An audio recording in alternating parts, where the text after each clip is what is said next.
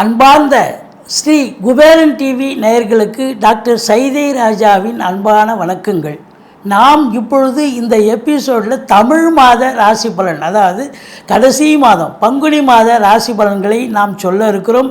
வாக்கிய பஞ்சாங்க அடிப்படையில் கிரகங்கள் 12 ராசிகளுக்கும் எப்பேற்பட்ட பலன்களை வழங்கப் போகிறது என்பதை ஒவ்வொரு ராசியாக பார்க்கலாம். வாங்க கிரக நிலைகளை பார்ப்போம். இந்த பங்குனி மாதம் 1ஆம் தேதி மேஷத்தில் குரு பகவான், சந்திர பகவான் இருக்கிறார்கள்.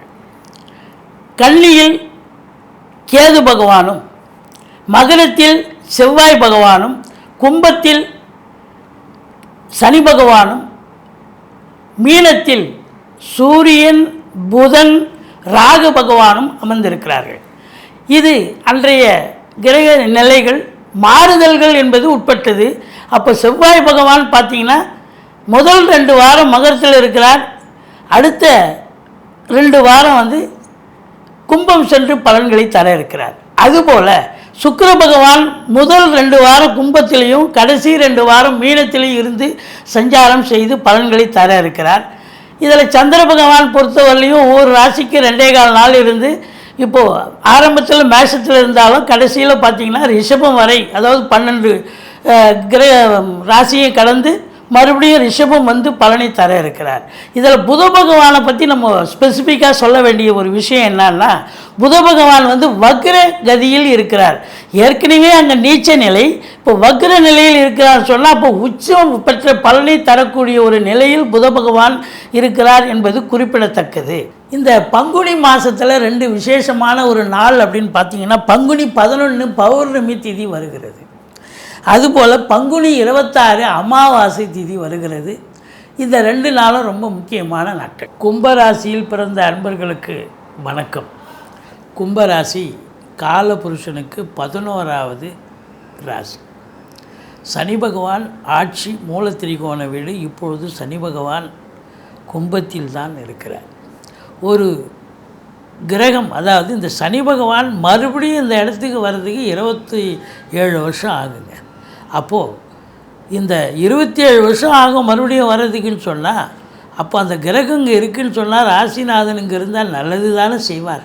உங்கள் நீண்ட நாள் எண்ணங்கள், அபிலாஷைகள், கோரிக்கைகள் எல்லாம் நிறைவேறக்கூடிய ஒரு காலகட்டம். ஆனால் எல்லா ராசிநாதனும் ராசியில் அமர்ந்தால் அப்படி ஒரு அமக்கலம். ஆனால் சனி பகவான் மாத்திரம் அந்த அவருடைய ராசிக்கு வந்தாலும் அது 7.5 சனி அப்படிங்கிற ஒரு அமைப்பு இருந்த போதிலும் உழைப்பை மட்டுமே நம்பக்கூடியவர்கள் நீங்கள். சொந்த ராசிக்கு இந்த சனி பகவான் அவ்வளவாக தீய பலன்களை தரமாட்டார். ஏன்னா நீங்கள் உண்மையாக உழைக்கக்கூடியவர்கள் இல்லையா. இதில் பாருங்கள், அவிட்டம் 3-4 பாதங்கள், சதயம், புரட்டாதி 1-2-3 பாதங்கள் உள்ளடக்கிய இந்த ராசி. இந்த ராசியை பொறுத்தவரையிலையும் இன்றைக்கி ராசியில் யார் இருக்காங்க ஆரம்பத்தில் அப்படின்னு பார்த்தீங்கன்னா, சனி பகவான் அங்கே இருக்கார். சுக்கிர பகவான் முதல் 15 நாள் இருக்கார். செவ்வாய் பகவான் கடைசி 15 நாள் அங்கே வந்துடுறார். அப்போது சுக்கிரன், செவ்வாய், சனி பகவான் 3 கிரகங்களுடைய செயல்திறன்கள் இருப்பதால் உங்களை பொறுத்தவரையில் லட்சுமி கடாட்சம் நிறைந்த ஒரு காலகட்டம். 2ஆம் இடத்துலேயும் சுக்கிரன் உச்சநிலை பெறுகிறார். லட்சுமி கடாட்சம் நிறைந்த ஒரு காலகட்டம். உங்களை பொறுத்தவரையிலையும் பார்த்தீங்கன்னா, உங்களுக்கு 10ஆம் இடத்து அதிபதி செவ்வாய் அதாவது கடைசி 2 வாரம் ராசியில் அமர்கிறார். இது மாபெரும் சிறப்பு. அதனால் தொழில் ரீதியாக, உத்தியோக ரீதியாக நீங்கள் சாதிக்கப் போகிறீர்கள். செவ்வாய் 10க்குடையவனே ராசியில் அமர்ந்திருக்கிறார். அப்போ காவல்துறை, தீயணைப்புத்துறை, மருத்துவத்துறை, இராணுவத்துறை, IAS, IPS, IFS அதற்கு நிகரான பணியில் இருக்கும் அன்பர்கள், கடைநிலை ஊழியர்கள், இன்னும் பிற அரசு ஊழியர்கள், தனியார் துறையில் பணிபுரிபவர்கள், விவசாயம் சார்ந்த பிரிவில் பணிபுரிபவர்கள், ஃப்ளாட் ப்ரமோட்டர்ஸ், பில்டர்ஸ், கட்டிடக் கலைஞர்கள், இடம் வாங்கி விற்கக்கூடிய அன்பர்கள், ரியல் எஸ்டேட் பிரமுகர்கள், இவங்க எல்லாருக்குமே இந்த மாதம் பார்த்திங்கன்னா ஒரு டேர்னிங் பாயிண்ட், ஒரு திருப்பு முனை கண்டிப்பாக ஏற்படுமா? கண்டிப்பாக ஏற்படும். சிறப்பாக இருக்கும்.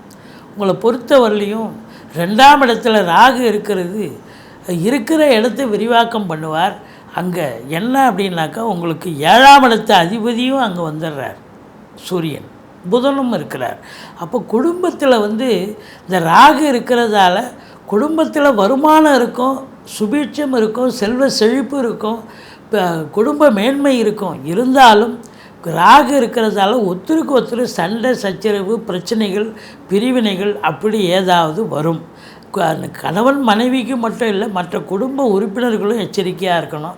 அதாவது நேரம் நல்லா இருக்கும்போது 2ல் இருக்கிற ராகு உங்களை பெரிய லெவலில் ரீச் பண்ணும். ஒரு ஆசிரியராக இருக்கீங்க, இல்லை ஒரு வழக்கறிஞராக இருக்கீங்க, இவ்வளோ நாளாக எங்கேப்பா இருந்த இவ்வளோ பிரமாதமாக ஆர்குமெண்ட் பண்ணுறேன் அப்படின்ற அளவுக்கு பேசுவாங்க.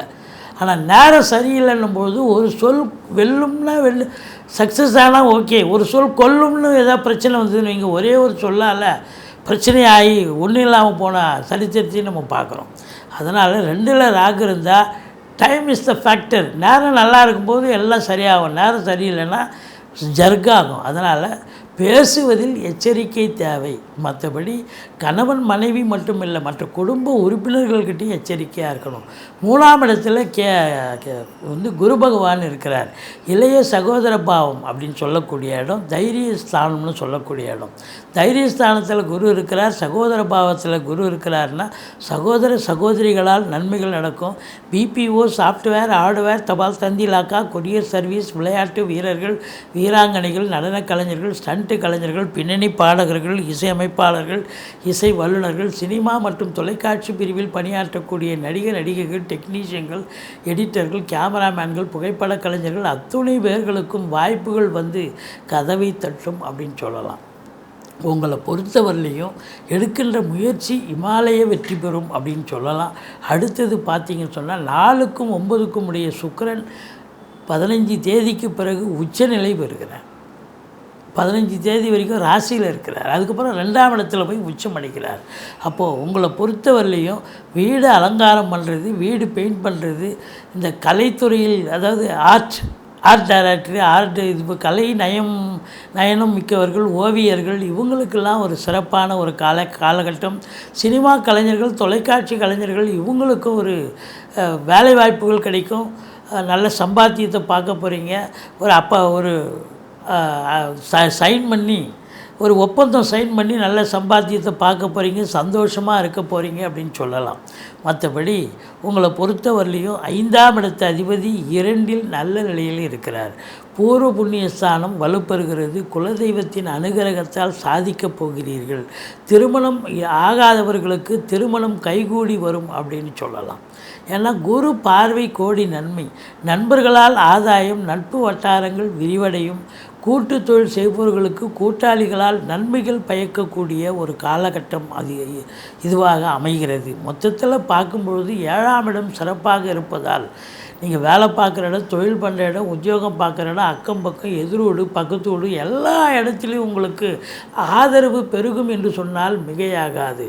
உங்களை பொறுத்தவரையிலையும் 7ஆம் இடம் சிறப்பாக இருக்கிறதால திருமண வயதில் இருக்கும் அன்பர்களுக்கு திருமணம் கைகூடி வரும். 8ஆம் இடத்துல கேது இருக்கார். இது உண்மையிலேயே ஒரு மைனஸ் தாங்க. இது வெளிவட்டார பழக்க வழக்கங்களில் எச்சரிக்கையாக இருங்க. தேவையில்லாத பிரச்சனையில் மூக்க நுழைக்காதீங்க. பஞ்சாயத்து இல்லை நான் அவங்களுக்கு நல்லது பண்ணுறேன்னு சொல்லிட்டு நீங்கள் போய் கட்சியில் அது உங்களுக்கே விபரீதமாக மாறிவிடும். அதனால் விழிப்புணர்ச்சி தேவை அப்படின்னு நம்ம சொல்கிறோம். மொத்தத்தில் பார்க்கும்பொழுது 8ஆம் இடம் சரியில்லைன்றதால கொஞ்சம் விழிப்புணர்ச்சியாக இருங்க. பிள்ளையாரை வழிபாடு செய்யுங்க. வழிபாடு பண்ண நல்லாயிருக்கும். துர்க்கையை வழிபாடு பண்ணிங்கன்னு சொன்னால் ஓரளவுக்கு நல்லது, நிறைய சுபிட்சங்கள் நிறைய நடக்க வாய்ப்புகள் இருக்கிறது அப்படின்னு சொல்கிறோம். 9ஆம் இடம் குரு பார்வையில் இருக்கிறது, மிக சிறப்பு. பாக்கியஸ்தானம், வெளியூர், வெளி மாநிலம், வெளிநாடு பிரயாணம் உங்களுக்கு அனுகூலத்தை தரும். நிச்சயமாக உயர்கல்விக்காக போகிறீங்க, உத்தியோகத்துக்காக போகிறீங்க, இல்லை சொந்த தொழிலுக்காக போகிறீங்க, எதுக்கு போனாலும் உங்களுக்கு சாதிக்க முடியும். இல்லை இதுக்கெல்லாம் போகலைங்க, நாங்கள் ஆன்மீக பயணம் இன்ப சுற்றுலான்ற பேருக்கு தான் போகிறோம், அதுவும் உங்களுக்கு ஆத்ம திருப்தியும் சந்தோஷமும் கிடைக்கும். தந்தையால் அனுகூலம், தந்தை வழி சொந்தங்களால் ஆதாயம் அப்படின்னு சொல்லலாம். சிறப்பான ஒரு அம்சம் இருக்கிறது. 10ஆம் இடத்தை உங்களுக்கு சனி பகவான் பார்க்கிறார். உங்களுக்கு பார்த்தீங்கன்னா அதிகமான உழைப்பு தேவைப்படுகிறது. 8 ஹவர் டியூட்டினா 10 ஹவர் வேலை பார்ப்பீங்க. எஃபோர்ட் அதிகமாக போடணும். மேலாமணிக்கையாக வேலை பார்க்க முடியாது. இருந்த போதிலும் நீங்கள் சிறப்பாக இன்புட் இருக்கணும்னு சொன்னால் அவுட்புட்டு கண்டிப்பாக கிடைக்கும் இல்லையா?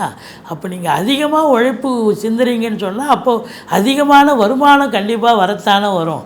அப்போ 11ஆம் இடத்தில் குரு பகவான் இருக்கிறாருன்னா சொந்த தொழிலில் நல்ல லாபத்தை ஈட்டுவீர்கள். உத்தியோகம் பார்க்குறவங்களுக்கும் சலுகைகள் கிடைக்கும். முதல் திருமணம் முறிவு ஏற்பட்டு 2வது திருமணத்திற்காக காத்திருப்பவர்களுக்கு நல்லதே நடக்கக்கூடிய ஒரு சூழல் நிச்சயமாக அமைகிறது. உங்களை பொறுத்தவரையிலையும் பார்த்தீங்கன்னு சொன்னால் இந்த 11ஆம் இடம் மிக மிக சிறப்பு. எண்ணிய செயல் ஈடேறுகிறது. எல்லாம் தொட்டதெல்லாம் தொடங்கப் போகிறது. மூத்த சகோதரர்களால் ஆதரவு உண்டு அப்படின்னு சொல்லலாம். 12ஆம் இடத்தில் செவ்வாய் பகவான் இருக்கிறார். அது சுப செலவுன்னா செவ்வாய் இளைய சகோதர சகோதரிகளுக்கு நல்லது நடக்கும். அவங்க வீட்டு ஃபங்க்ஷனுக்கு நீங்கள் போவீங்க, அது சுப செலவு. அதே நேரத்தில் வீடு வாங்க, மனை வாங்க, தோட்டத்துறவு வாங்க, இதெல்லாம் சுப செலவு. ஸோ மொத்தத்தில் பார்க்கும் பொழுது இந்த ராசி அன்பர்களுக்கு, இந்த கும்பராசி அன்பர்களுக்கு இந்த பங்குனி மாதம் 11, 12, 13 சந்திராசிரம நாட்கள் வர இருப்பதால் எச்சரிக்கையோடு இருங்க. சாதிக்க முடியும், சம்பாதிக்க முடியும், சந்தோஷமாக இருக்க முடியும். சந்திராஷ்டமம்னு சொல்லிக்கிட்டிங்கன்னா ஓரளவுக்கு தலைக்கு வர பிரச்சனை தலைப்பாயோட போகுங்க. இதில் குரு பார்வை பாருங்கள். குரு 3ஆம் இடத்துலேருந்து 7ஆம் இடத்தை பார்க்குறார். திருமணம் ஆகாதவர்களுக்கு திருமணம் ஆகும். அதே நேரத்தில் உங்களுக்கு 9ஆம் இடத்தை பார்க்குறார். பாக்கியமான ஒரு சூழல். 11ஆம் இடத்தை பார்த்து தொட்டதெல்லாம் தொடங்க போகிறது. லாபமயம் அப்படின்னு சொல்லலாம். மொத்தத்தில் உங்களை பொறுத்தவரையிலையும் இந்த ராசியில் பிறந்த அன்பர்கள், அதாவது நிதித்துறையாகட்டும், நீதித்துறையில் பணிபுரியும் அன்பர்களாகட்டும், அனைவர்களுக்குமே ஒரு பொக்கிஷமான ஒரு காலகட்டம். சின்ன லேத் ஃபேக்ட்ரிலேருந்து பெரிய கம்பெனி வரைக்கும் வேலை பார்க்கக்கூடிய அதில் தொழிலாளிகளாகட்டும் இல்லை முதலாளித்துவமாக எல்லோருக்குமே ஒரு சிறப்பான ஒரு அம்சம், சிறப்பான ஒரு மாதமாக இது விளங்கப் போகிறது என்று சொன்னால் மிகையாகாது. மறுபடியும் சொல்கிறோம், 11, 12, 13 சந்திராசிரம நாட்களில் எச்சரிக்கை தேவை. இந்த மாதம் சாதிக்கப் போகிறீர்கள், சரித்திரம் படைக்கப் போகிறீர்கள், சந்தோஷமாக இருக்கப் போகிறீர்கள் என்று சொன்னால் மிகையாகாது. நன்றி, வாழ்க வளமுடன். ஸ்ரீ குபேரன் டிவியை பார்த்தமைக்கு நன்றிகள். மேலும் இது போன்ற தகவல்களை தெரிந்து கொள்ள ஸ்ரீ குபேரன் டிவியை சப்ஸ்கிரைப் செய்யுங்கள். மறக்காமல் பெல் ஐக்கானை கிளிக் செய்யுங்கள்.